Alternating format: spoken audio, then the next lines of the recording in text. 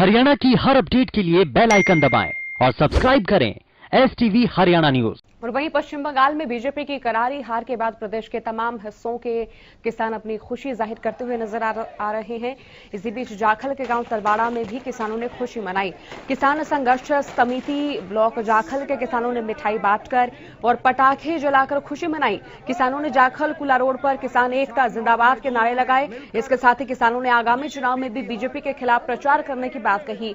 किसान संघर्ष समिति जाखल के उप प्रधान जग्गी महल ने बताया कि बंगाल चुनाव में किसानों ने बीजेपी के हक में मतदान न करने की अपील की थी।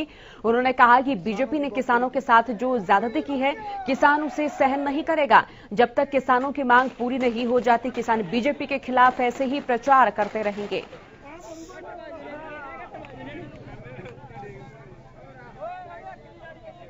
किसान और मजदूरों ने मिलकर जो ये किसान और मजदूर युवा नौजवान इकट्ठे होकर अपनी खुशी जाहिर कर रहे हैं।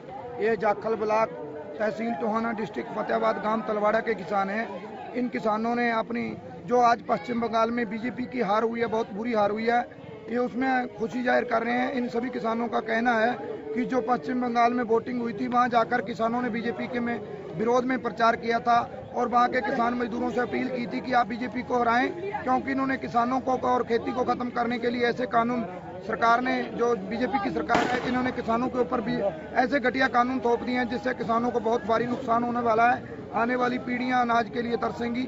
उसके विरोध में जाकर विरोध में जाकर बहुत से किसान जो हमारे संयुक्त किसान मोर्चे के किसान हैं, उन्होंने पश्चिम बंगाल में लोगों से अपील की थी और उस अपील का असर यह हुआ कि बीजेपी की बहुत बुरी तरह करारी हार हुई है, जिसकी खुशी आज किसानों ने लड्डू मिठाइयां बांटकर और पटाखे जलाकर अपनी खुशी जाहिर की है। और इन सब हमारे किसानों का कहना है कि जब तक काले कानून नहीं रद्द होंगे, जो खेती के 3 कानून और बिजली और पराली का जो 2 कानून लेके आने वाली है सरकार, तब तक वो रद्द नहीं होते, तब तक का हमारा आंदोलन ऐसे ही चलता रहेगा। पहले से ज्यादा सक्षम होकर चलेंगे और जहां भी बीजेपी का कोई चुनाव होगा, हम वहां बीजेपी के विरोध में जाकर चुनाव प्रचार करेंगे।